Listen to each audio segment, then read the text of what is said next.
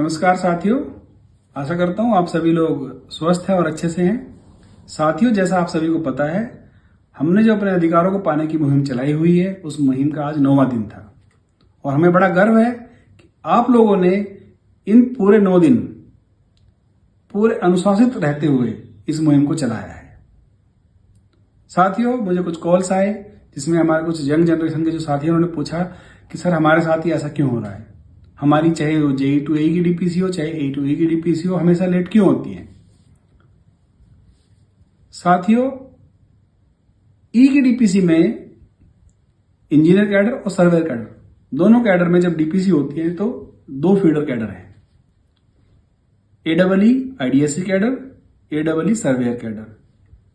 दूसरी तरफ JEE से प्रमोट हुए AE सर्वेयर कैडर और इंजीनियर कैडर।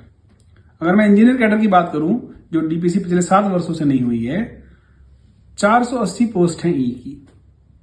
एक रेशियो डिफाइन है प्रमोशन का। रेशियो क्या है? पहले ये रेशियो था 67% AEEs के लिए और 33% AEs के लिए, दोनों कैडर में, सर्वेयर में भी और इंजीनियर में भी। सर्वेयर में अभी भी 67-33 चल रहा है। इंजीनियर कैडर में 2022 से 55 और 45 हो गया है।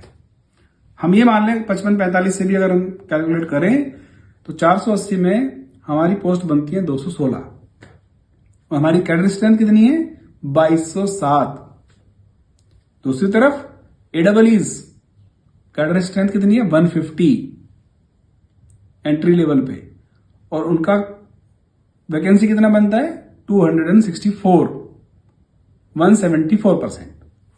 तो साथियों, यह इंश्योर किया गया इस तरह से रेशियो बना के कि कोई भी IDSC कैडर से जो आता है AEE, वो कहीं भी किसी लेवल पे ना रुक पाए। साथियों, हम किसी के प्रमोशन के विरोध में नहीं है, किसी के कैरियर की प्रोग्रेशन के विरोध में नहीं है। हम सिर्फ अपना प्रमोशन, अपना कैरियर प्रोग्रेशन समय से चाहते हैं। इसके बाद 7 साल से डीपीसी नहीं हुई, कुछ भी कारण रहे, ये डिपार्टमेंट की जिम्मेदारी थी, या जो लोग उस चेयर में बैठे हैं उनकी जिम्मेदारी थी कि जो 170 पद रिक्त पड़े हैं इनको भरा जाए। एक प्रयास किया जाता इस डीपीसी को करने का। आप पिछला रिकॉर्ड निकाल के देखिए, कभी भी हमारी डीपीसी टाइम से हुई ही नहीं, और यही कारण रहा, लोगों को मजबूर होकर कोर्ट में जाना पड़ा। और फिर बोलते हैं कि आपके लोग कोर्ट में चले गए, फिर उस कोर्ट केस को डिफेंड नहीं करेंगे। क्यों? क्योंकि वो कोर्ट केस रहेगा, डिफेंड नहीं करेंगे तो वो डीपीसी नहीं करेंगे, एक काम भी बच जाएगा। और दूसरा एक बड़ा कारण है। बड़ा कारण क्या है? जब ई बनते हैं AEE भी और AE भी, तो दोनों की सीनियरिटी कॉमन हो जाती है, एक ही सीनियरिटी में दोनों रहते हैं। तो जो रेशियो डिफाइन है उस रेशियो में AE भी लगेंगे और AEE भी लगेंगे।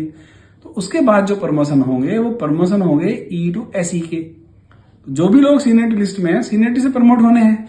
अब आप मानिए अगर AEE वहां पे प्रमोट होकर E बनेगा ही नहीं, तो सीनियरिटी लिस्ट में SE के लिए प्रमोशन के लिए एलिजिबल कौन होगा? जो सीनियरिटी लिस्ट में ऑलरेडी है। तो ये एक प्लानिंग के तहत किया गया है कि IDSC कैडर का कोई भी AEE एंट्री से लगा के उसके बाद में कभी भी उसको ऐसा सिचुएशन ना आए कि किसी का प्रमोशन नहीं हो पाया। तरीका क्या था? तरीका यही था कि AE की डीपीसी को किसी भी तरह से अटकाया जाए, ये डीपीसी ना हो पाए, और जब ये डीपीसी नहीं हो पाएगी तो सीनियरिटी लिस्ट में जो लोग हैं वो प्रमोट होंगे। यही कारण रहा कि हमारी फाइल अप्रैल 2022 से इनिशिएट हुई और आज तक पेंडिंग ही है। कोई भी फाइल डीपीसी की इतनी लंबी पेंडिंग नहीं है। अप्रैल 2022 के बाद तो ये भी नहीं कह सकती कि कोर्ट में कोई स्टे हो गया या कोर्ट ने कोई डायरेक्शन दे दी। आप पर्स अपडेट की जो आती हैं डीजी पर्स डायरेक्टरेट से, उसमें देख सकते हैं। IDSC कैडर में ऊपर के लेवल की डीपीसी 2024 की यूपीएससी तक पहुंच चुकी हैं, और यहां पे पिछले 7 साल से हम इंतजार कर रहे हैं कि AE to AE की डीपीसी हो जाए। AEE to AE की डीपीसी 2023 की प्रोसेस में है और 2022 तक वो भी हो चुकी है। उसी प्रकार सर्वेयर कैडर में हमारी 3 साल से डीपीसी पेंडिंग है, और AEE to AE की वैकेंसी 2023 तक की ऑलरेडी डीपीसी हो चुकी है। तो ये हमारे साथ अन्यायपूर्ण, भेदभावपूर्ण तरीका अपनाया गया हमारे अधिकारों को और हमारे अधिकारों को नहीं देने के लिए। एक दमनकारी नीति है ये कि किसी भी तरह से इनके अधिकार इनको ना मिल जाए।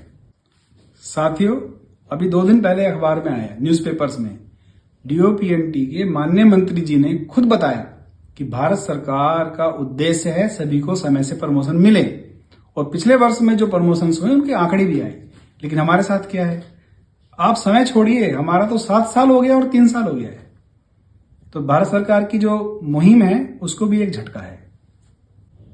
तो साथियों, इस तरह की आपको इस मुहिम को कमजोर करने के लिए भी कई बार चलाई गई बातें हैं कि ये तो ऐसे ही चला रहे हैं, इसमें सच ही नहीं है।